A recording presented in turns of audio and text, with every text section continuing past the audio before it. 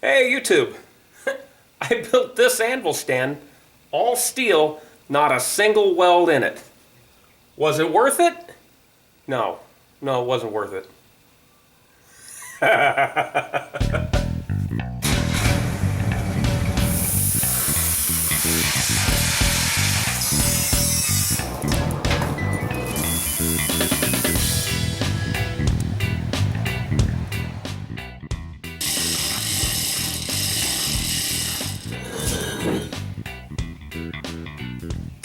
Hey YouTube, all right, we're on to the next project already. We're in for a treat. This is something I've been wanting to do for a long time. This is my Trenton anvil. It's a 150 pound anvil. This is a pallet of parts that I had cut, gosh, well over a year ago now, for the base for this Trenton, and we'll get into that here in a little bit more as to what it's supposed to be. But I wanted to look at the anvil first. This little guy right here, you can almost make out the Trenton on it. It's not very clearly marked there. The condition of it is really good. It's got a, small minor surface. It's been used. The cut shelf has seen better days, and the horn has a few marks in it, but all in all, it's in really good shape. The tip of the horn hasn't been bashed off or broke or anything. And let's see if we can get down in here. Here's the bottom. The Telltale, they would brag about this little dimple in the bottom to have sort of a proof that it's the Trenton. But here we are, clearly marked 150 pounds, serial number 193103. And if we turn to our Anvils in America by Richard Postman, our Anvil Bible. So 1926, that's when this anvil was supposedly made, if any of those numbers are right in the Postman's book, which, right or wrong, that's what everybody uses now. So first thing I want to do is I think I want to clean this anvil up as best I can. I'm not going to do anything crazy. I'm just going to try and get the surface rust off of it and the any dirt and grime and that kind of stuff, and then I'm going to oil him. But yeah, maybe we can get those things to show up a little better. I'm going to hit it with a wire brush basically. So then we'll talk about the anvil base. Let's get started.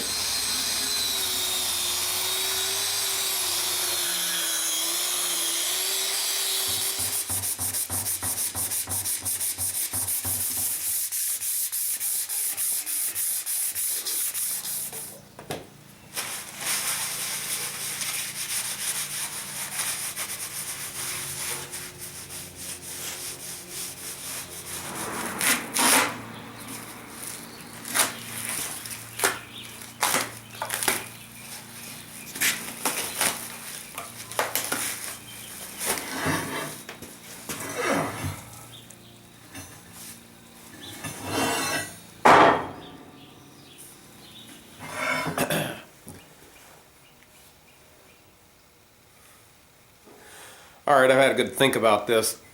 Originally I was just going to weld these plates together.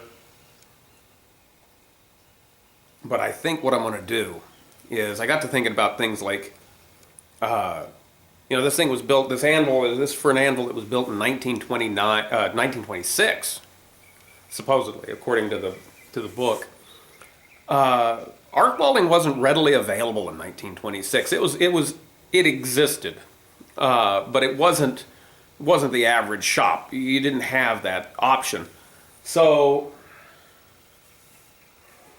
I'm thinking we're going to go with rivets. They were making buildings taller. They were doing things out of Bessemer steel by that time, and they were riveting things together, and I'm just picturing rivets. It might be a mistake, but at least it'll look good. So at least it'll look cool. It'll be unique. It'll be the only one like it. So I gotta cut some materials here. I wish I had some heavier material. This is some 2" by 2" by 3/16 angle. And I've got quite a bit of 3 by 3 by 3/16 angle. I wish I had 1/4" wall, but I'm kind of disinclined to make the journey into, you know, to the steel yard right now, what with everything on lockdown. So, especially for something I'm not sure it really matters. I also do have some other materials around here I can use, but I think what I got to do now is sit down. I'm going to start getting the layout done, and then we're going to start drilling a lot of holes. We're going to make a lot of rivets, and then we're going to stick it together. Time to get busy.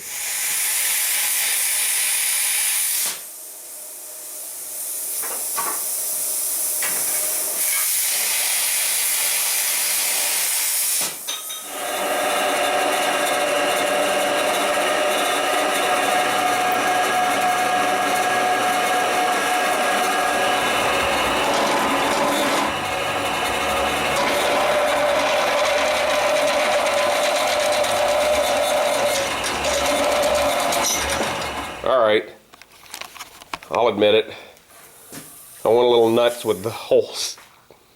I started off, you know, this is the center web, so I started off, I was just going to do like a little zigzag pattern, and then I was looking at the back and I was thinking, you know what, I want more.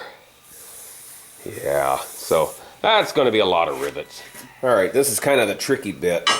So to get all these holes indexed exactly where we want them, I have to clamp these in position. I'll have to get at least 2 holes drilled, reposition it, bolt it in place, and then take it back over to the drill press and re-drill all the holes for these 2 plates. And because this one here is getting sandwiched, it's going to get a piece on both sides, whichever, like this. That means I've got to do it twice.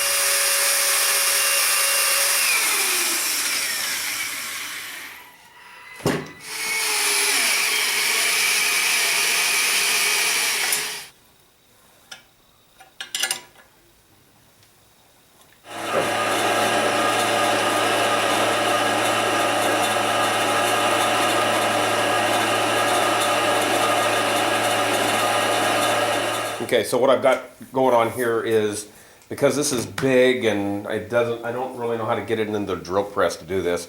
What I've got is my 1/2" drill bit here, and all I'm using it for is to make center marks.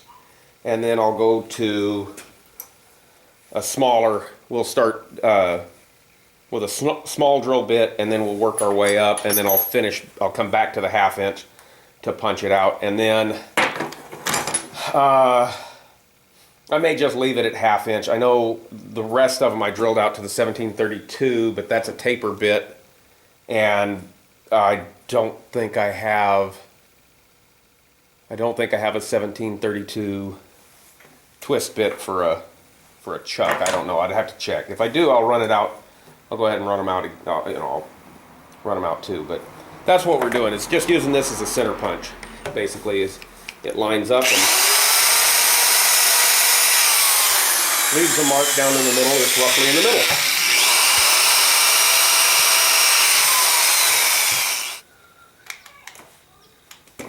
Okay.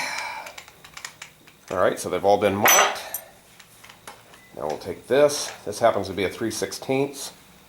Should just punch right through.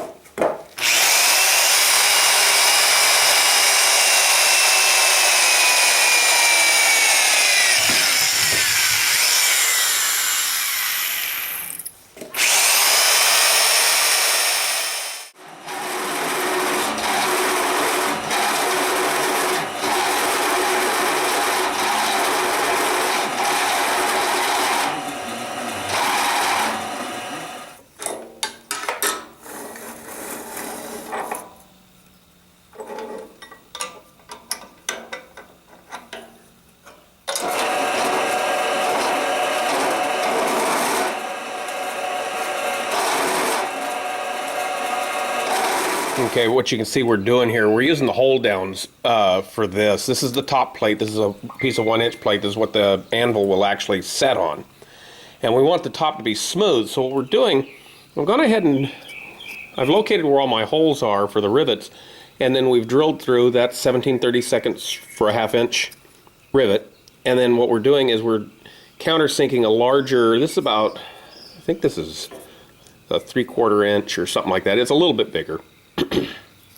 And we're going down, I don't know, something like 3/16 to the shoulder. We've got the little stop up here on this press. We got it set so the depth, so it'll only go so far. And that way the depth on all of them will be the same.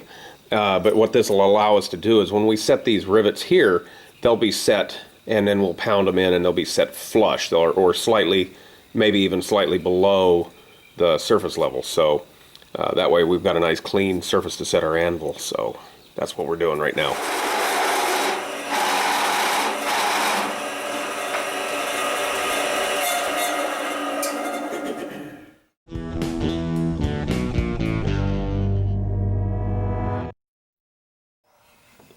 Biggest challenge we got right now is to build brackets that come in here and hold this angle. And I think what I'm going to try is I'm going to try to take a piece. This is some of the same angle iron that I use down here. This 3/16, it's 3x3. And what I'm going to do is I'm going to heat it up. I want to see if I can open this a little bit by driving a some sort of a wedge, like a piece of round rod or something like that along the spine here.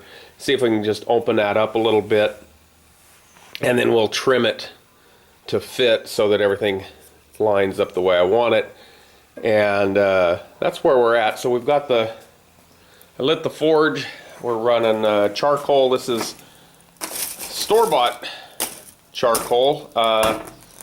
The stuff I make at home, the stuff I make here with the Charcoal Charlie doesn't spark as much as this. This stuff makes a lot of little sparks, but it's what I got. And so that's what we're going to do. Let's see if we can get those last few brackets built. We still have the feet to cut. I've got to make a bracket down here, so like down here we're going to have to build, we're going to have to take one of these and we're going to have to close it on the inside and we're going to have to spread it on the outside. So lots to do. So let's get busy.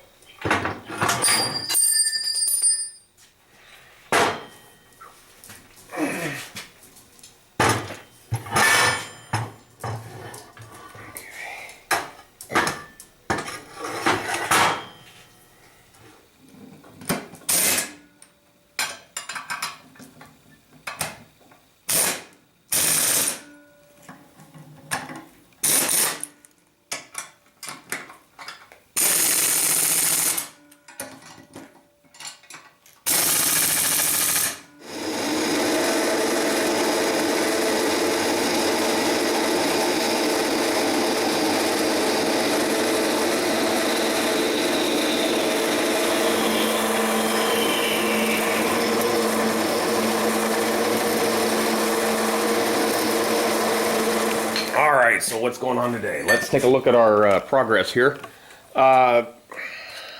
Yesterday, we disassembled the whole thing. I went and cleaned up all the holes. We made sure all of them were, lined up and all that kind of stuff. I worked out my rivets. So this is one rivet, one whole rivet.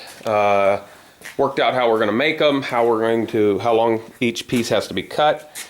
There's 32 rivets on this side here, and they're all the one length for this section. And then down here we have 6 more. They're a little bit longer. We're cutting those right now. Here's some of the blanks right here. A little bit of extras for any, for boo-boos. So yeah, that's what we're doing. You can see I had a jig set up on the bandsaw, and that's what we're starting with. I'll be making them on this little fixture I built. I built this last month, I think, to make 1/4-inch rivets, and I went ahead and drilled it for several. And what'll happen is you take a blank, you set it in here, you clamp it down. Let's see if I can get this if I can do it one-handed. I'm pretty confident that I can't. Yeah, no. There. Anyway, we clamp it out, we set this the right height, clamp it down, and then we head one side of the rivet.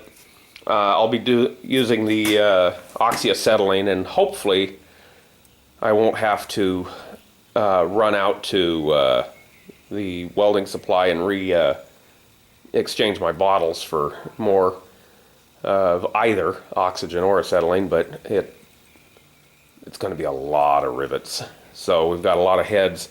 So, because it's not just heading them, I have to, when I put them in the deal, it's still using the oxyacetylene. So that's what I've been doing this morning, cutting rivet blanks. That's what I'll be doing all day. So let's get back to work.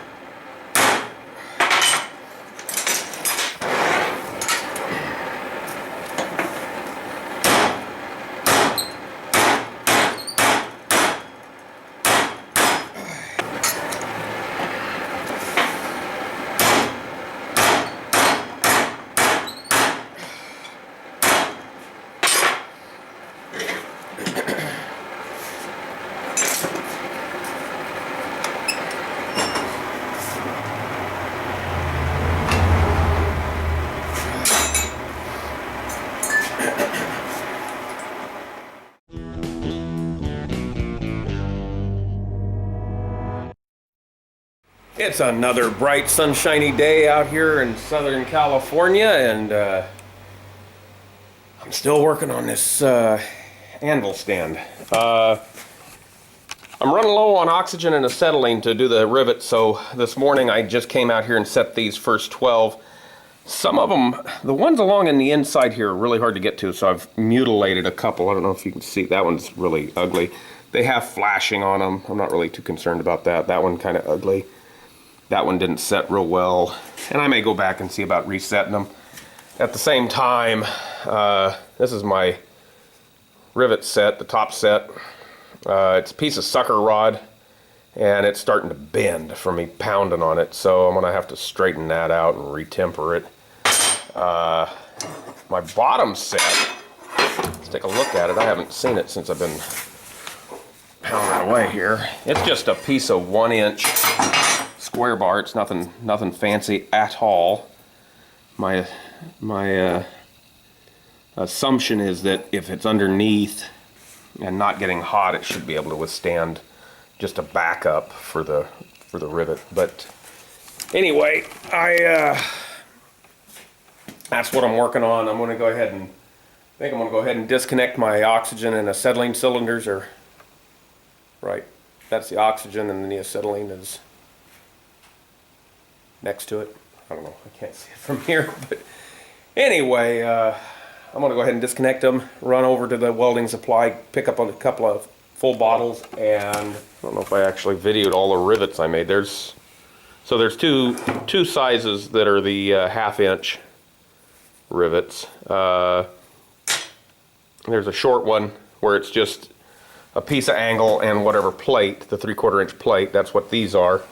And then the ones where there's 2 pieces of plate or 2 pieces of angle, they're a little bit longer. And these also worked out to be the same height as the ones I'm going to use to go through the top. So, yeah, lots of faffing about to do still, but like I said, I'm going to go ahead and pull those bottles, take them out, get them filled, or just replace them. I just swap them with full ones, but then I'm going to get back at it.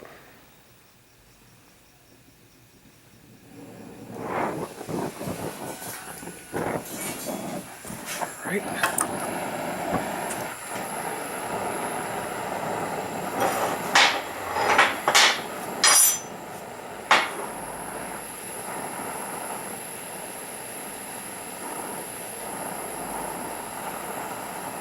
Now, because of where this sets, I can't really hammer them the way I like to. I like to hit them in 4 quadrants to kind of make a point. But because of the way this thing is, it's too close to the angle and stuff. I can't really do that. Let's get a little more heat on this.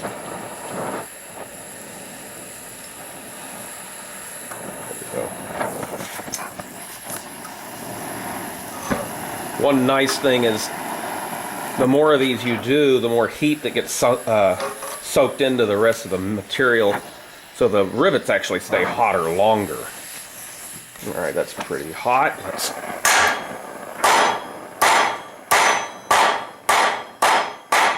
Got a while below. I hit this one here. Smash this just a little bit more. Oops. All right. Get my set tool.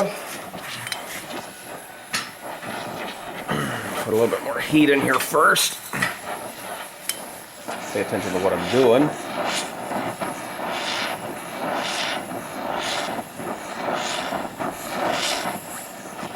All right.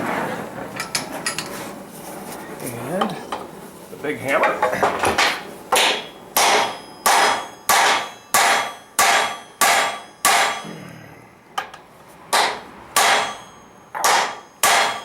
All right. Whoops. Oh, I messed it up. Not bad though. So that's that one. Let's go ahead and do this one. We need put a spacer there. Pick this out of here. I got to tip this way back. All right. Alrighty. Get out of the way.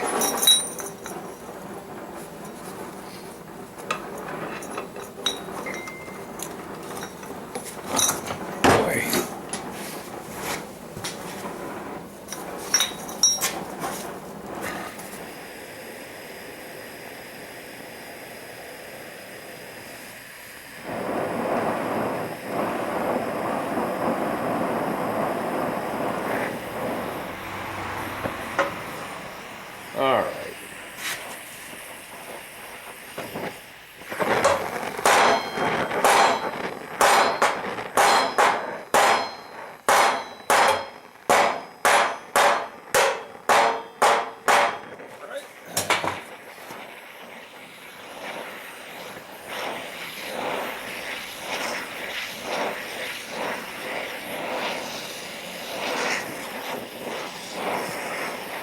Probably hot enough.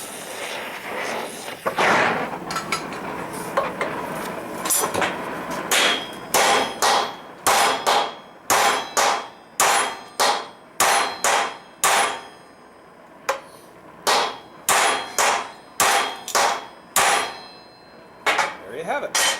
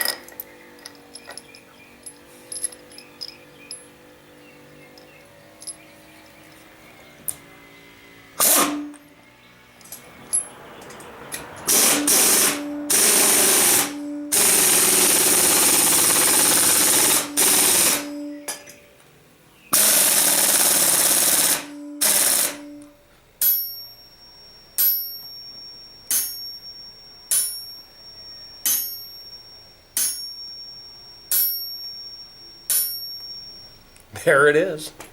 Let's take a look at it.